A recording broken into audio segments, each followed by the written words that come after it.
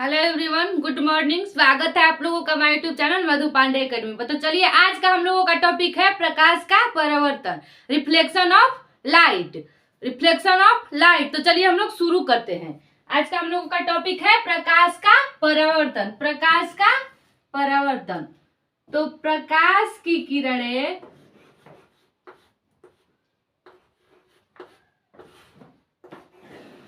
प्रकाश की किरणें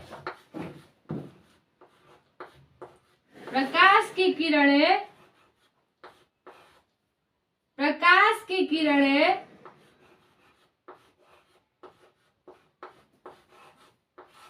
किसी परावर्तक सतह पर किसी परावर्तक सतह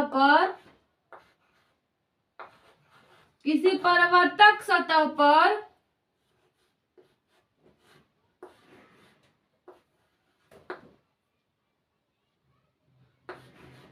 पड़ती है। जब प्रकाश की किरणें किसी परावर्तक सतह पर पड़ती है और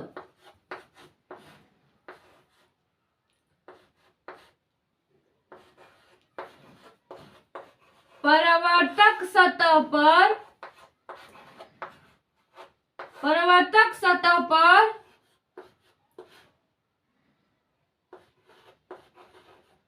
टकराने के बाद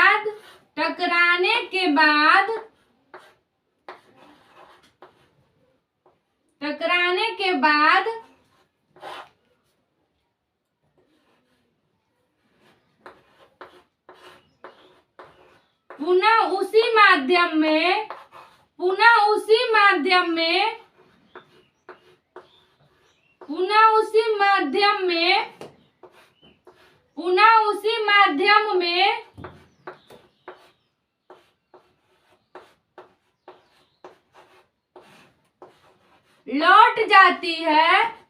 लौट जाती है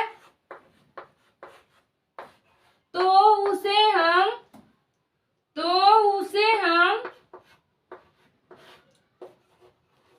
उसे हम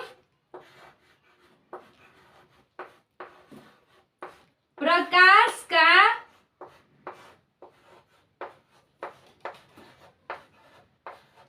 परावर्तन कहते हैं। उसे हम प्रकाश का परावर्तन कहते हैं।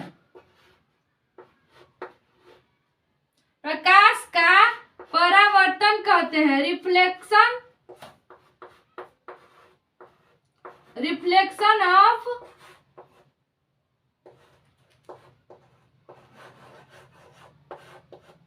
लाइट कहते हैं।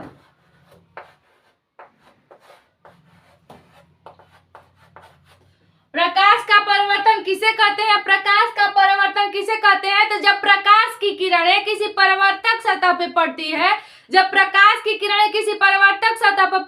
परावर्तक सतह पर टकराने के बाद पुनः उसी माध्यम में लौट जाती है तो उसे हम लोग प्रकाश का परावर्तन कहते हैं।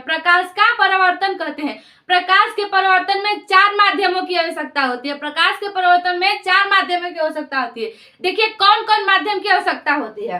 प्रकाश के परावर्तन में 4 माध्यमों की आवश्यकता होती है। एक है परावर्तक सतह, ये है परावर्तक सतह।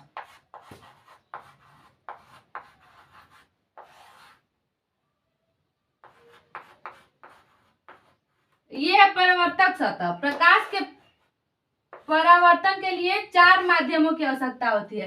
परावर्तक सतह,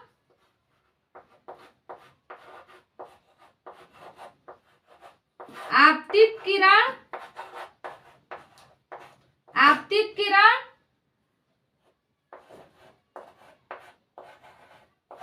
परावर्तित किरण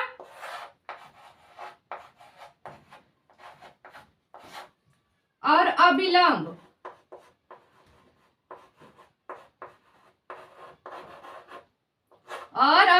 प्रकाश के परावर्तन के लिए 4 माध्यमों की आवश्यकता होती है। कौन कौन? परावर्तक सतह, आपतित किरण, परावर्तित किरण और अभिलंब। देखिए ये है परावर्तक सतह, ये है आपतित किरण, ये परावर्तित किरण और ये अभिलंब। तो देखिए ये है आपतित किरण, जब परावर्तक सतह पर पड़ती है तो यहाँ टकराने के बाद माध्यम में लौट जाती है, पुनः उसी माध्यम में लौट जाती है, तो उसे हम प्रकाश का परावर्तन कहते हैं। और यह बीच में जो होता है ये अभिलंब होता है, बीच में जो होता है अभिलंब होता है। प्रकाश के परावर्तन के दो नियम भी है, प्रकाश के परावर्तन के दो नियम है। कौन कौन, तो सुनिए। प्रकाश के परावर्तन में आपतित किरण, परावर्तित किरण और अभिलंब तीनों एक ही तल में रहते हैं। प्रकाश के परावर्तन में आपतित किरण, परावर्तित किरण और अभिलंब तीनों एक ही तल में रहते हैं। और दूसरा ये है कि प्रकाश के आपतन कोण I परावर्तन कोण R के बराबर होता है। इसमें आप लोग ये सोच रहे होंगे कि इसमें आपतन कोण I और परावर्तन कोण R क्या है। तो देखिए, ये अभिलंब और आपतित किरण के बीच एक कोण बन रही है, इसे हम लोग आपतन कोण I कहते हैं। और ये अभिलंब और परावर्तन किरण के बीच एक कोण बन रही है, इसे परावर्तित किरण R कहते हैं। तो ये दोनों बराबर होते हैं। दूसरा माध्यम में क्या होता है, आपतन कोण I परावर्तन कोण R के बराबर होता है। आप लोग समझ गए। परावर्तन किरण किसे, प्रकाश का परावर्तन किसे कहते हैं, रिफ्लेक्शन ऑफ लाइट किसे कहते हैं।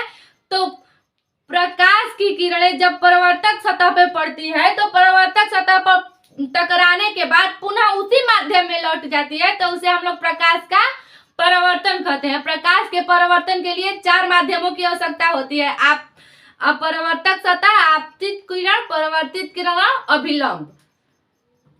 और प्रकाश के परावर्तन में 2 नियमों की आवश्यकता होती है। कौन 2 नियमें होती है, कौन कौन, आपतित किरण, परावर्तित किरण और अभिलंब तीनों एक ही माध्यम में होती है। और दूसरा ये कि आपतित कोण I परावर्तित कोण R के बराबर होता है। तो आप लोग समझ गए, कि परावर्तित किरण किसे कहते हैं। तो आप लोग पढ़िए, अगर नहीं समझ में आता है तो हमें कमेंट करिए, पूछिए, हम उसे बताने की प्रयास करेंगे और बेहतर से बेहतर बताने की प्रयास करेंगे। ठीक है, आप लोग इस चैनल को लाइक करें, सब्सक्राइब करें तथा कमेंट करें। आप लोग इस चैनल को लाइक, सब्सक्राइब तथा कमेंट करें। हम फिर मिलते हैं अगले क्लास में। जय हिंद, जय भारत।